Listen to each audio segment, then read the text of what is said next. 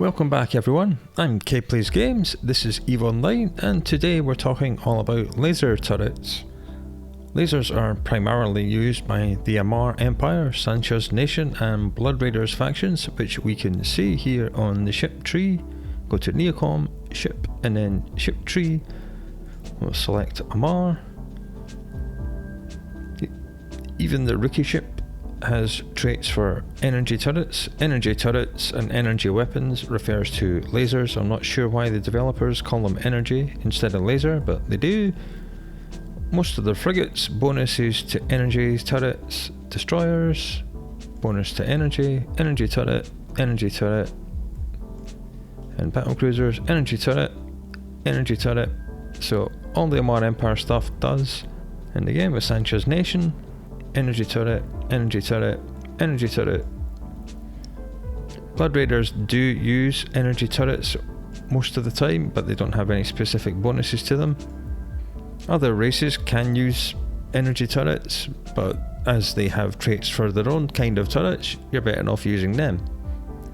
Now, as turrets, lasers are subject to all the mechanics which we explained in the turrets guide, which you can find elsewhere in the guides playlist on this YouTube channel. Lasers work slightly differently to most other turrets, with most other turrets consuming 1 unit of ammunition each time the turret is fired. When using regular Tech 1 laser crystals, they are not consumed, they last forever, you only need one of them per gun. This makes them really good at sustained engagements, as you never have to reload and you don't run out of ammo, so you don't need to have a cargo hold full of ammunition. Activities like killing structures is a good use for lasers. Lasers do, however, use your ship's capacitor to generate the laser pulse to fire, so you can keep firing as long as you have capacitor, but capacitor management does become a huge issue with laser ships. It's really difficult to get them cap stable. All the different types of laser crystal ammunition do a mixture of EM and thermal damage types. You can see here, we'll click used with gamma, EM and thermal. Radio just does EM, X-ray, EM, thermal, all of them, every single one. All these different variants only ever do EM or thermal. So if you're fighting enemies that are weakest to explosive and kinetic, well, that's just too bad. Some enemies with really high EM and thermal resistances will be a bit of a pain in the backside for laser users, but again, that's just too bad. The differences between the different crystals is that they have different range modifiers, different damage modifiers, and different capacitor use. They also fire a different colour of laser beam, making identification easy in the field. This chart, which is on screen now, should make it much easier to understand, or at least a little bit easier. Laser crystals can be reloaded like any other turret ammunition, and laser crystals have an instant reload time. We'll just click here, unload it to cargo, and then we'll select reload, and it's reloaded instantly. This means you can switch between the different crystals during combat very easily. Just stop firing, instantly switch to a different crystal type, and then open fire again. As you only need one crystal per turret, it's fairly easy to carry lots of different types in your cargo. This lets you adjust to the closing ranges in combat. The faction variants of the various laser crystal types do more raw damage, with all the other statistics being the same. Importantly though, faction crystals will take damage and they will burn out over time, with each faction variant of the ammunition getting exactly 4,000 shots before breaking and despawning. These damaged crystals cannot be repaired, nor can they be sold on the market, only via contracts. When you have faction or Tech 2 ammunition loaded, you can mouse over, and as well as getting all the usual statistics, you will get a red number with the percentage of damage which that crystal has taken. This is the damage taken, not the damage remaining. Do not get these mixed up. And make sure you always have extra crystals in your cargo, either extra faction ones or extra Tech 1 crystals, so you don't have the terrible situation of having a crystal break on you and you having nothing to replace it with. Tech 2 laser ammunition comes in two main variants. both for beam lasers and pulse lasers. One of them is short range and high damage, and the other one is extended range.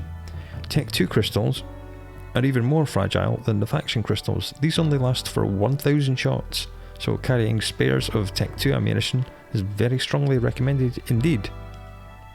There are two different kinds of laser turrets. There are beam lasers and pulse lasers.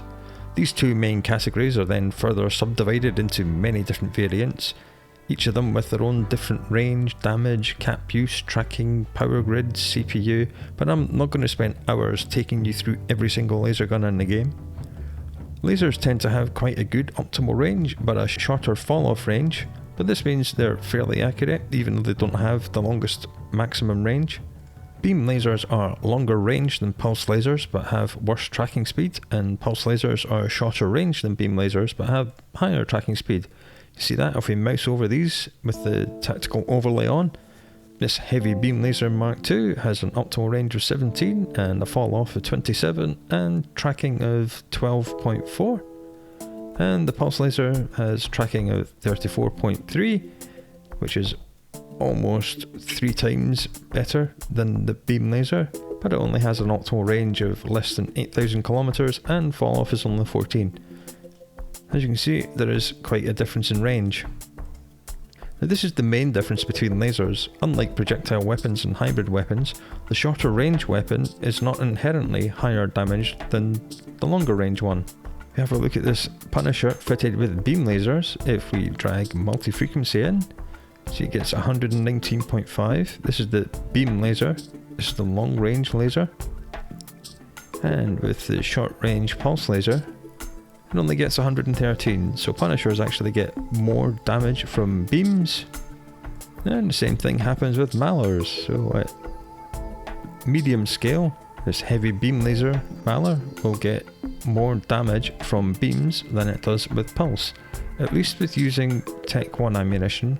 A few months ago, Tech 2 high damage ammo for all short range weapon systems got a straight 15% buff in damage, making it have far higher damage than the long range ammo types or the short range high damage ammo for beam lasers.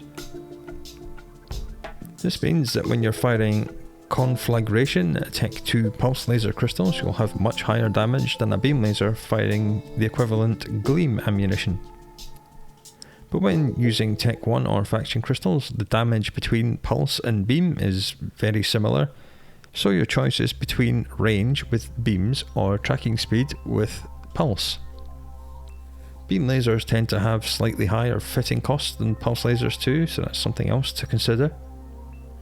There is an extreme version of pulse lasers called polarized pulse lasers, which provide huge damage bonuses but have a serious negative effect of reducing all of your ship's resistances to 0.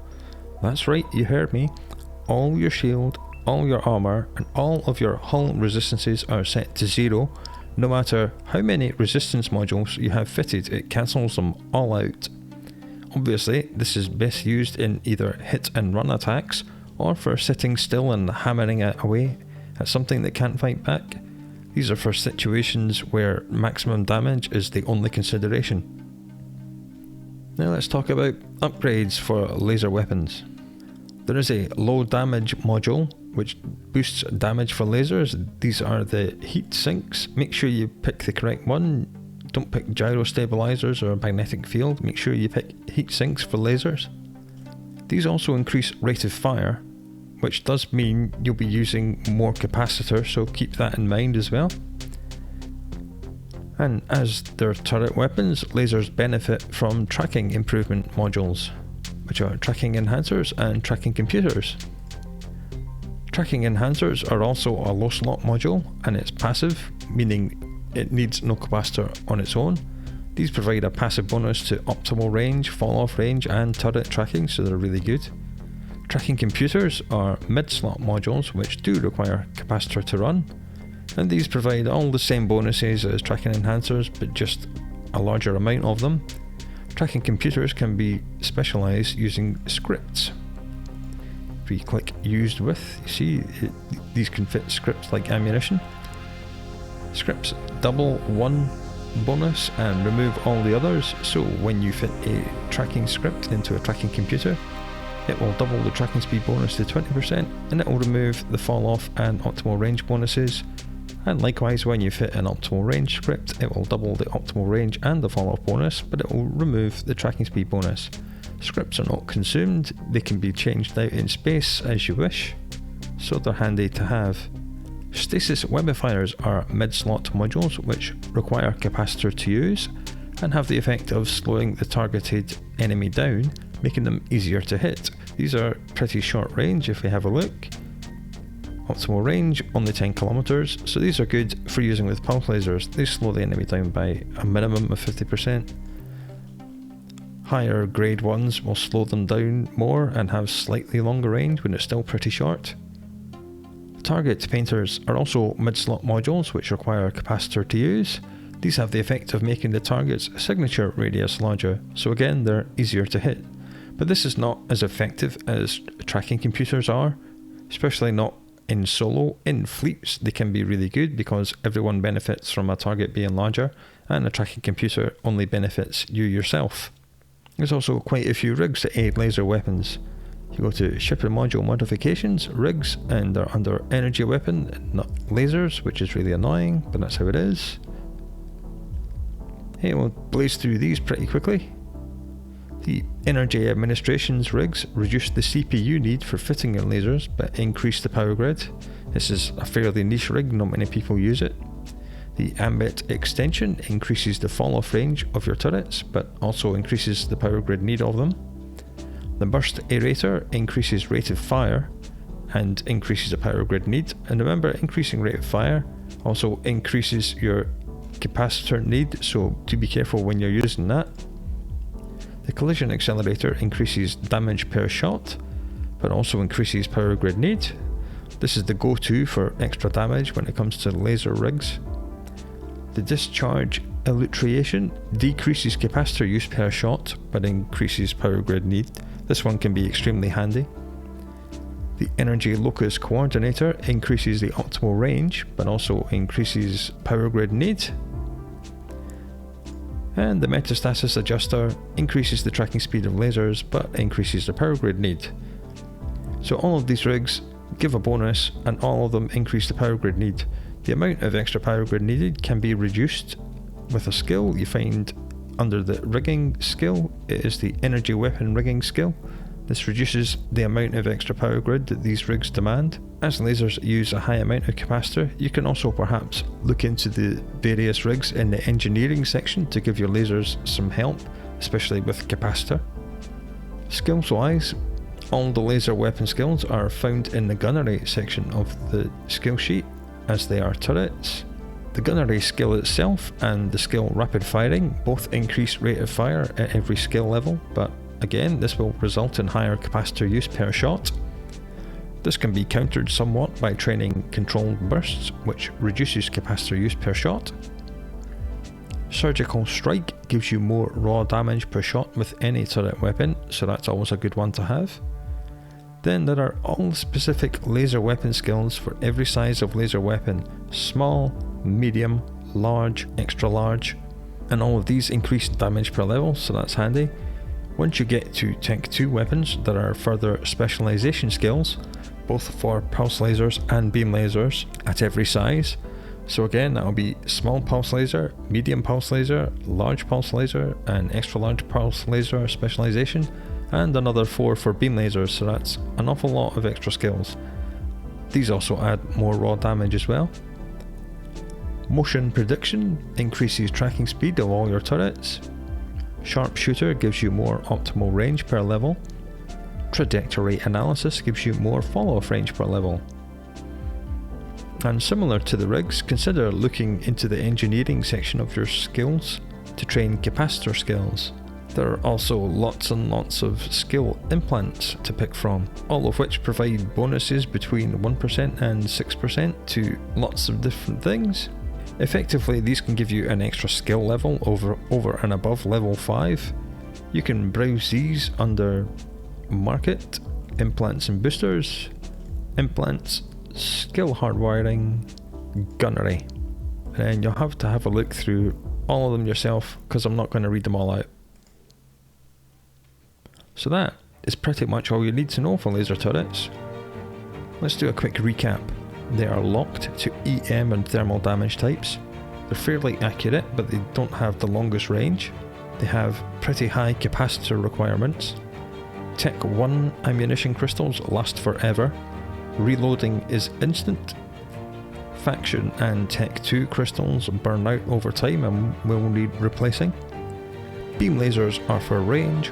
Pulse lasers are for tracking. They have similar damage except for Tech 2 pulse laser ammunition.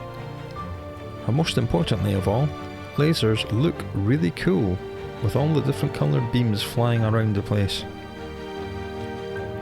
I hope you found this guide informative, and I hope you come back for the next one. Until then, take very good care of yourselves, and I'll see you later.